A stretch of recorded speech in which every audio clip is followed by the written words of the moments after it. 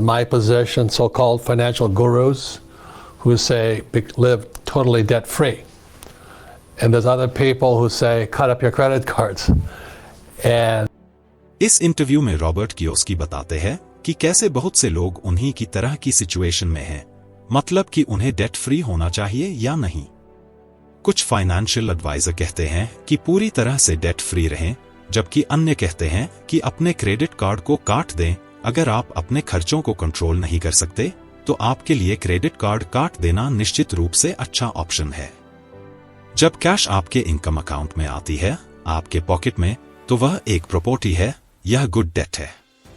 लेकिन अगर यह आपकी पॉकेट से बाहर जा रहा है तो यह बैड डेट है। गुड डेट और बैड डेट दोनों होते हैं। अगर आपके पास केवल बैड डेट है, जैसे स्टूडेंट्स लोन इसी लिस्ट में आता है, तो यह बैड डेट है। मुख्य कारण यह है कि यह सबसे बैड टाइप का डेट है। अगर मैं बिजनेसमैन के रूप में डेट के साथ प्रॉब्लम होती है तो मैं बैंकक्रप्ट घोषित कर सकता हूं, लेकिन स्टूडेंट्स लोन के साथ ऐसा नहीं कर सकते। इसलिए अगर आप छात्र हैं तो आपको स्टूडेंट लोन नहीं लेना चाहिए जब तक आप यकीन नहीं कर लेते कि आप ग्रेजुएशन होने में पूरी तरह कमिटेड रहेंगे। जब आप यंग होते हैं तो यह समझना कठिन होता है। आजकल यह और भी कठिन हो गया है क्योंकि आप नहीं जानते कि एक अच्छी सैलरी वाली नौकरी क्या है। एआई कई हाई लेवल जॉब्स को अब अपने कंट्रोल में कर रहा है। फिर यह वापस financial statement, income, expenses, assets, liabilities और दो और शब्दों पर आता है, कैश फ्लो। एक सामान्य व्यक्ति को देखें, उनके पास नौकरी होती है, यहां पैसा आता है, वे अपने घर के लिए भुगतान करते हैं और पैसा एक चेन के माध्यम से बैंक में जाता है। तो यह एक प्रॉपर्टी नहीं है क्योंकि कैश बाहर जा रहा है, इसलिए यह एक लायबिलिटीज है। तो लायबिलिटी की परिभाषा यह है कि यह आपकी पॉकेट से पैसा बाहर निकालता है, और एसेट्स की परिभाषा यह है कि यह आपकी पॉकेट में पैसा डालती है। जब मेरे पास एक रेंटल प्रॉपर्टी होती है तो यह मेरी पॉकेट में पैसा डालती है। अगर मैं घर में रहता हूं तो यह एक लायबिलिटी है क्योंकि अगर उस पर कोई कर्ज नहीं है तो भी मुझे कर देने, मानवर्धन, रखरखाव, बीमा और सभी इसका पे करना पड़ता है। जब मैं प्रॉपर्टी को किराए पर देता हूं तो मैंने उसे खरीदने और ऑर्गेनाइज करने में अच्छा काम किया है और हर महीने वह मुझे पैसा भेजती है। जब मैं 25 साल की उम्र में अपने पॉकेट में एक छोटे से एक बेडरूम वाले कॉन्डो से शुरू किया तो मैंने अपने पॉकेट में $25 डाले। यह गुड डेट था क्योंकि इसके बावजूद कि पैसा बाहर जा रहा था, वह मेरे पॉकेट में भी $25 डाल रहा था, इसलिए मैं अपने छोटे घर से पैसा कमा रहा था। अब मेरी पत्नी और मेरे पास $6,500 का घर है और हर महीने वह मेरे पॉकेट में $6,500 डालता है। जो लोग इसमें रहते हैं वे मुझसे प्यार करते हैं क्योंकि उनके पास रहने के लिए एक स्थान होता है, लेकिन यह सब कर्ज से होता है। हम यहाँ 100% फाइनेंशियल रूप से समर्थित हैं, यह सब कर्ज से है। इसलिए यह गुड डेट है और इसे गुड डेट बनाने वाले दो सबसे महत्वपूर्ण शब्द हैं, कैश फ्लो। अधिकांश लोगों के पास स्टूडेंट्स लोन होते हैं और यह कर्ज इस प्रकार से बाहर जाता है। यह आपके पॉकेट में पैसा नहीं डालता। यदि मेरे पास नौकरी हो तो भी मैं इसके लिए काम कर रहा हूं। मैंने इस पैसे के लिए काम नहीं किया। मैंने एक बार काम किया, एक सौदा किया और इसे हर साल जोड़ा।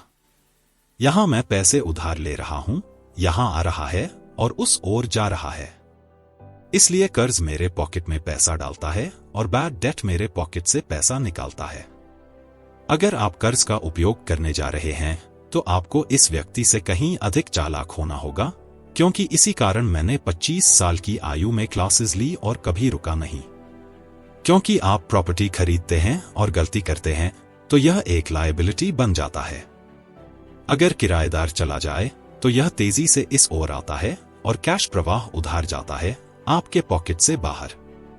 तो इसमें वास्तविक प्रॉपर्टी से कोई संबंध नहीं है, कोई गाड़ी से कोई संबंध नहीं है, कोई स्टूडेंट लोन से कोई संबंध नहीं है, बस यही है।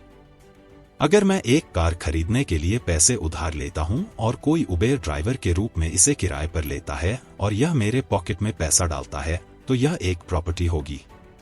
इसका बड़ा सबक यहाँ यह है कि चाहे वह एक घर हो, गाड़ी हो या स्टूडेंट्स लोन हो, इससे कोई लेना देना नहीं है। यहां कैश आपके इनकम अकाउंट में आपकी पॉकेट में आ रहा है तो यह एक प्रॉपर्टी है, यह गुड डेट है। लेकिन अगर यह आपकी से बाहर जा रहा है तो यह बैड डेट है। अधिकांश लोगों के पास नौकरी होती है और कैश बाहर जाता है, वह सरकार के पास जाता है जिसे टैक्स कहा जाता है। यह एम्प्लॉयज के लिए होता है, बिजनेसमैन के लिए नहीं, क्योंकि यह एक प्रकार की प्रॉपर्टी होती है। मेरी पहली प्रॉपर्टी 1970 के दशक में हवाई मौई में थी। मैंने इसे क्रेडिट कार्ड से खरीदा था। प्रॉपर्टी की मूल्य 118,000 था। मेरी पहली प्रॉपर्टी थी, लेकिन मैंने कई रियल एस्टेट क्लासेस ली थी, इसलिए मुझे पता था कि खोजने के लिए क्या देखना है।